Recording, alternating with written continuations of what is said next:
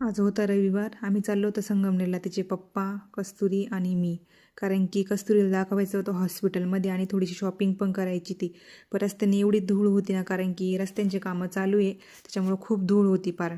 नंतर गेलो मग चप्पलच्या दुकानामध्ये. आधी तिला शूज घ्यायचे होते. इथं केले कसे तरी चॉईस, मॅडमची लई चॉईस राहते.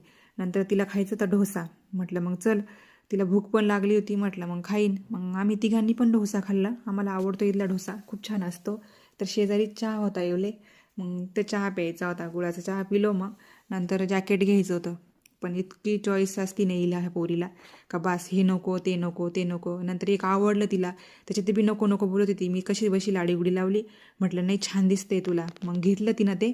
नंतर हॉस्पिटलमध्ये जायचं होतं, पण रविवार असल्यामुळे डॉक्टर नसतात, पण नेमकी आज होते, त्याच्यामुळे त्याचं चेकअप पण झालं.